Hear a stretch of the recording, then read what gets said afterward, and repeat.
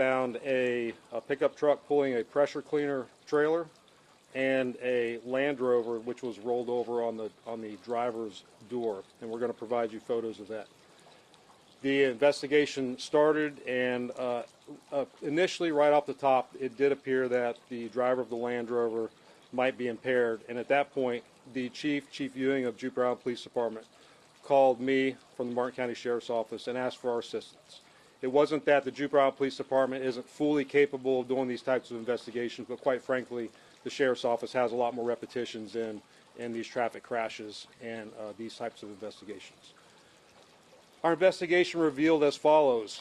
Shortly again before 2, the pressure cleaner truck pulling a trailer, a small trailer, was northbound on South Beach Road and was pulling kind of to turn into a driveway. It was slowing down, starting to turn into a driveway, and the driver of that vehicle looked in his mirror and saw a Land Rover, a dark-colored Land Rover, overtaking him at high speeds, and I don't know those speeds.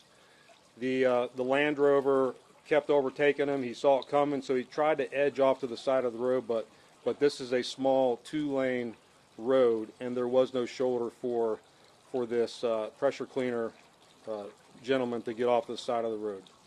As he was trying to move to the side of the road, the Land Rover overtook him at the last minute, swerved to avoid a collision, but clipped the back end of the trailer of the pressure cleaner apparatus, listed to the side, and then rolled on the driver's door north past the truck that had just avoided the crash with. The individual driving that Land Rover was able to crawl out the passenger door of the car and was identified to be Mr. Tiger Woods. Our DUI investigators came to the scene here, and Mr. Woods did exemplify signs of impairment. They did several tests on him. Of course, he did explain the injuries and the surgeries that he had. We did take that into account. But they did do some in-depth roadside tests, and when it was determined, he was placed under arrest and taken to the Martin County Jail. At the Martin County Jail, and even on scene, we really weren't suspicious of alcohol being involved in this case, and that proved to be true at the jail.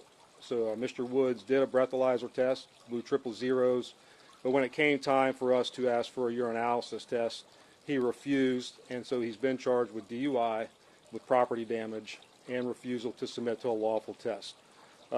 In the crash, no one was injured. Mr. Woods did not seem to be injured at all, and the other gentlemen were not injured. But this happened a few hours ago, so I've given you the information that I have right here, right now.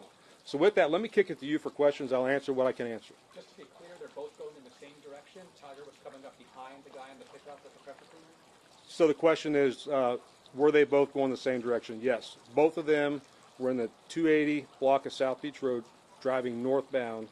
The truck pulling a trailer was trying to slow down and pull over, and Mr. Woods was overtaking him at a high rate of speed before he clipped the back end and rolled his vehicle over on the driver's door. How many times did he roll over?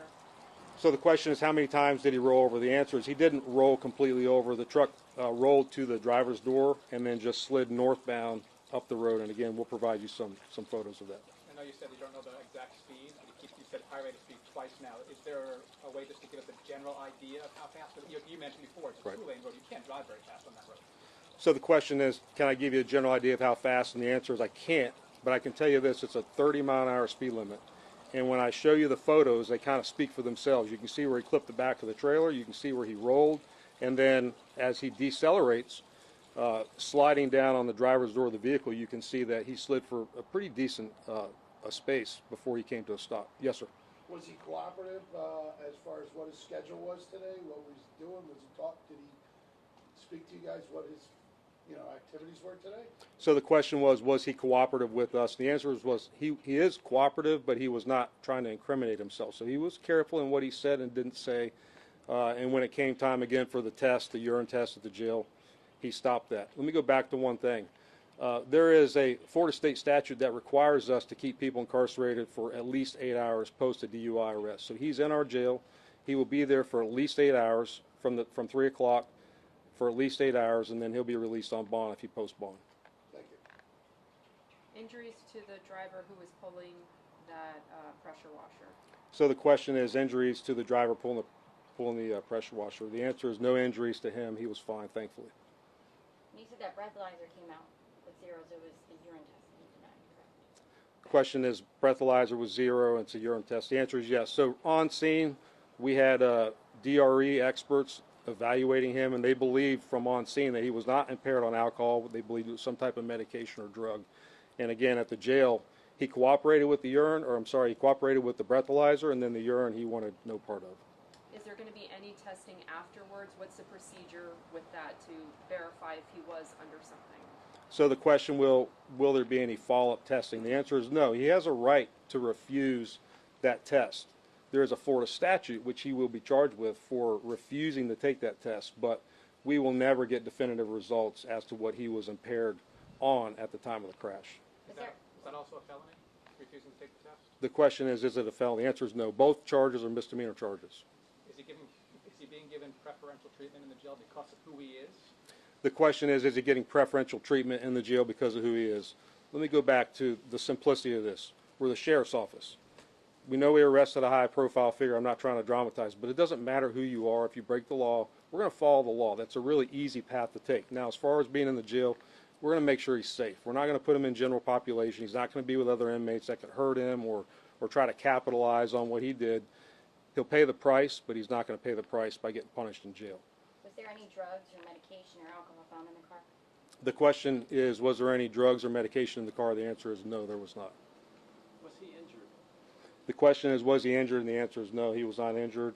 Again, he was lethargic on scene, but that, we believe, was because of what he was intoxicated on. Was anyone else in the car with him? The question is, anyone else in the car? The answer is no, he was alone in the car. And was he wearing a seatbelt? The question is, was he wearing a seatbelt? And the answer is, I don't know. I'm not sure. We know he crawled out of the passenger door prior to law enforcement arriving. We can determine that based on looking at the car. I just don't know the answer.